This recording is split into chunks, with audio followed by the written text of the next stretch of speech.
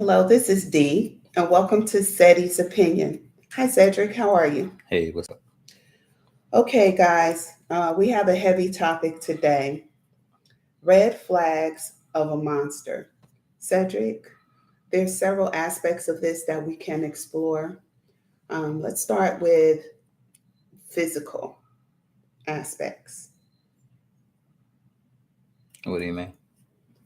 signs of an abusive relationship. Okay. Well, um, just like a bully, and I'll use him for an example. Maybe a female bully. Some females have had female bullies when they was in high school. Some guys have had male bullies when they're in high school. Some guys actually had female bullies when they was in high school. But anyway, um, what a bully is gonna do, he gonna test you. He gonna push you. He's gonna call you a bad name. He's gonna call you a fat boy, a fat girl, skinny boy, skinny girl, bump you, whatever he's gonna do, even take your lunch. Whatever the bully is gonna do, he's gonna do it just a starter. And what I mean by a starter, when he push you, he gonna push you and stop. He's not gonna push you hard. He's not gonna say nothing real bad to you. He's not gonna do anything really tough to you, but he wants to see your reaction. Most women don't understand. That's why I said a lot of guys that abuse women are cowards. Because any woman in his right mind should know a man should have no right to put his hands on her. A man should have no right to call out her name, to do it any kind of way to dog out. Y'all in the same relationship, y'all laying next to each other, y'all dating, even if y'all in separate houses, y'all still seeing each other. But what a man bully would do, if he's the dude that abuse women, he might push you, not hard, just push you hard enough to where you feel like it hurt, and then say, "Oh, sorry about that." Or he might slap you, and when you say, "Hey," he might say, "Sorry about that." Or he might uh, uh, uh, push you down real hard and look at you.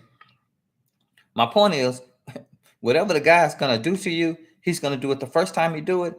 It's gonna be real light. And if you ever notice, in women that's been in abusive relationships, that men put their hands on you, he's never just running the room and start beating you up like, out of the blue.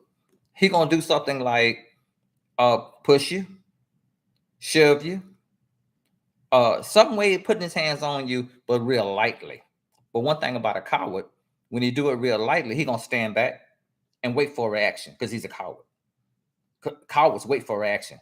If your reaction is to knock his ass out, he'll never touch you again. If your reaction is next time you touch me, I got something for you, he'll never touch you again. If your reaction is I don't play that, if that's who you are, you need to move around, he'll never touch you again. If your reaction is, hey, hold up, I'm gone, I'm out of here, he'll never touch you again. If your reaction is, you know something, I don't play this, I don't do physical abuse, if that's who you are, I'm done. And she gone. She not done and then hang around for 5 years and then leave. You know. There's a there's a lot to unpack there, and I don't want to interrupt you, but there are times. Let's look at our history. A lot of our parents, we've observed some similar behaviors, and unfortunately, we have associated that with love. Oh, he must love me, or she must love me if they do this. So, what kind of recommendations or comments you have on that? That's why I tell women, stop staying in bad relationships for your kids. Stop staying in abusive relationships for your kids. What your kids see, the female or the male. If your daughter saw you getting the crap beat out of you, and she was in the back room hearing your head get slammed against the wall, or your son was watching his mom get abused and beat up, and she still followed orders, what your daughter gonna do? When that guy start beating up your daughter, and y'all said it, she gonna stay right there because my mom took it.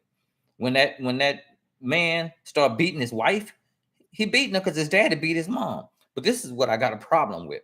Those are excuses because most of men, if you're a real man and you know how you felt for your mom to be beat by your dad, why would you grow up and do that? Why would you grow up and do the same thing? Those are excuses. Every time I hear a woman say, "Well, he did that because his dad beat his mom," or "He did that because he come from a physical abusive relationship," so what? So what?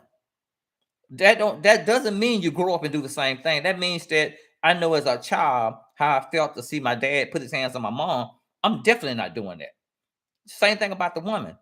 If the guy put his hands on you, you already know. You grew up seeing that. First thing you know is in the end, it gets worse. It don't get better. It don't get cuddly. It don't get nice. In the end, it gets worse. So most of the time, they call it generation curses, what I don't believe. Those are excuses. And people say generation curses because guys beat his wife, because his dad beat his mom, and women put up with physical abuse of men because she was raised that way. Those excuses. Those are names to staple a name on it and to make it right. Generation curses, that's not a such thing of a generation curse, because what they should say, generation curses should be, that's a curse and I'm not dealing with that. Yeah. So, you know what? Something you said earlier on, I want to go back and touch it. You indicated that the first time a guy puts his hand on a female or a female puts her hand on a guy, that there should be some type of retaliation, some type of way to let that person know I'm not taking it. Now, you mentioned possibly hitting that person back or doing something like that. You know, we have to be very careful with that because that could also lead into more ramifications of being hit harder or worse. So what are some things that women can do or even men to kind of retreat or prevent that from happening? I'm gonna be honest. There are women out there, and I'm just, whoever don't like what I'm getting ready to say, move around. There are women out there. If you put your hands on her, something gonna happen to you.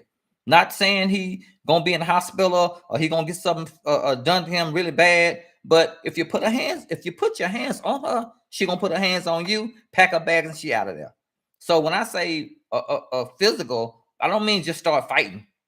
I don't mean that. I mean, but make sure you know, let him know I'm not that last woman you dated. I'm not that last woman you dealt with. Because most men that put their hand, I don't give a damn if he's rolling around in a wheelchair. I don't give a damn if he's 7 feet tall. If he put his hands on a woman, he's like inside. That's a coward. Because you got to think this way. Most men don't think that if I put my hands on her, I can control her. Men, grown men don't think that way, but a coward would, because he's too scared, like a bully. He's too scared. This person may be able to whoop me or outthink me or do something more than me. So being a coward, I'm going to keep in line because I know if I keep in line, when I snap my fingers, she going to jump. So when I say physical, I don't mean nobody getting hurt. I mean, but you make sure as a woman, it shouldn't take all that. It should take, if you're a 100% black woman and don't play that shit, when it happens, you move around. You don't wait 10 years later and then tell a story of 7 years of bad physical abuse and you stayed in the first day it happened, you hung out. So 7 years later, you're gone. You got to move around. And I'm not trying to tell nobody what to do with their relationships, but a lot of times it starts somewhere. Like I said earlier, he don't just come home and start beating you up. You get a slap here, a push there, something happens before, because one thing about a coward, he gonna do it very little bit and stand back and see her reaction. If your reaction is curse his ass out, you ain't got to worry about that dude no more. If your reaction is he push me, I'll push you back. I don't play that. You ain't got to worry about that dude no more. There's women getting ass kickings every weekend. Why? Because they got that started. I'm not blaming the woman, but when somebody put their hands on you, move around. Mhm. Let's talk about, thank you for that. Let's talk about now another aspect because abuse comes in all forms. We talked about the big one that is physical. Now let's talk about verbal abuse.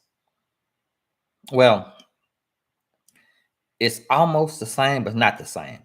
And I think verbal abuse stays with you longer than physical abuse. I'm gonna give you an example. When I was married, if me and my wife got into a bad argument, she'll sleep upstairs, I sleep downstairs. Let's talk about it in the morning. Because you're gonna say something you can't take back. You can say something and you think because you got back together and you all cuddly, and a year later she say, "Remember you called me a B? Remember you called me sorry?" Or somebody gonna bring something up because verbal abuse hurts. People might think it's the physical abuse hurt more. No, it doesn't. It's the verbal abuse. You neither abuse should be happening, but most guys know. I give an example. If you walking out the room and he say, "Come here, B," I'm not gonna say the word, but you know when I say B, what I mean. If he say, "Come here, B," and you turn around and say, "Hey, why you call me that?" He start giggling and laughing. You're gonna get called BHMF down the line because guess what? When he call you a B, like a coward, he waited to see your response. If your response was to go get a bat out of hell on him for calling you that, and if you do it again, I'm done. And yep, yep, yep, yep, yep. If you go off on him, I'm talking about go off. Even though somebody he might say, "Ho, ho, ho! I was just playing. I was just no, he wasn't just playing. That was a test. That was a test. Just like when a woman call a dude sorry, and he say, "Baby, why would you call me that? I'm just kidding with you." No, no, no. That was a test. Because if she call you a sorry man, a sorry N word, and you just go along with it, you're gonna be a whole bunch of those down the line. I know women that call their men sorry in their face, broke in their face, no good in their face. He ain't worth the dime in his face. And what do? He go to his room and get in the bunk bed and go to sleep. Weak men. Don't get me started talking about that. Yeah, thank you for that. There's one other, and that is emotional abuse. Now, sometimes people get emotional and verbal mixed up. Um, let's talk about, oh, I'm sorry, not emotional, mental abuse. Well, one thing about a smart man or a smart woman, if you tell them your story, they will use your story against you. If they tell you your story, how you were raised, and you probably was raised like that 20, 30 years ago. If he know your horror story, if he know something bad had happened to you, he gonna bring it up, and you gonna cry, and he gonna know every time I bring it up, I get her, I get her to act right. Same thing about the man. If a woman knows your story, and when I say and why I call it mentally abusive, because of the fact that because they it hurts you, they don't care if it hurts you. They know if it hurts you, it's gonna keep you in line. It's almost like saying something to a person that like you told a story about your mom, how your mom treated when you was growing up, and then something happened. They say, yeah, that's why your mom treated you that way. That's why your mom didn't want you. That's why your mom threw you out with the trash. That's why your mom called you this. Why? You told him your story, and every time he said to you, it hurts, but he don't care if it hurts you. It's gonna keep you in line. Same thing about the guy. Excuse me. If you grew up in a horrible relationship, a horrible family, anything horrible in your life, a person will bring that up to keep you in line because once they say you'll straighten up. Don't talk to me like that. You're talking about the woman you used to talk to, used to dog you out, call you all kind of bees and sorry this and sorry that, and just go off on you. And what do you do next? You put your head down and go in your room and get in your bunk bed because once again she done use that abuse against you. And most of the time, when a person brings up your past that hurts, and some of us, even me, got stuff in my past that if somebody brought it up, and it might be years ago, it might be you 7 years old, 8 years old, 9 years old, but people that you love, you share things with. But people that don't love you, put that in their back pocket and say, she told me that she was did something too by her uncle. I'm gonna bring that up. So now let's just talk about overall and relationships. And it's so hard when you love somebody, they abuse you in any one of those three forms that we discussed. How do we separate the love from the act? That's easy. A person that love you won't put his hands on you, even in play. A person that loves you won't call you names, even in play. A person that loves you, that I always make a statement on Facebook about the ride and die. Most women, I told a woman that I'm looking for a ride and die chick. She said, I ain't dying for nobody. No, I wouldn't do. That ain't what that mean. People don't know what soulmates mean. Don't know what ride or die mean. Don't know what I got your back mean. None of that because they've never been in those type of situations to where the person is their soulmate or the dude got a ride and die chick. So a lot of times, you know how you know when a person love you? They show you. Anybody can say I love you. Those are words. Anybody can say you mean everything to me. Those are words. Show me. And when I say show me, I don't mean go out to the mall and buy me shit. That's all they do is to shut me up. I don't mean show up with a brand new car, and you riding around it by yourself because I'm with my side chick. That ain't. Everybody think gifts are special. Flowers and a card is more important to a woman than money, than gifts, than jewelry. Now, some women, that's a whole different breed. They gotta have money. They gotta have this. They gotta have that. But I'm talking about a real woman that you want to show her love. You don't run in there with a giving her a bunch of money just to get off. Go over there. Here go $500. Go shopping. Here go, I bought you this and I bought you that, and go to the mall with your friends and do this and do that. All it is move you around. But if a guy walk in a room with a bouquet of flowers and say to you, I love you, give you a card, and he didn't just give you a card, he wrote something on the card. You can read the card and tell he took his time and found that card. That's true love. If you ain't never had it, you'll never have it.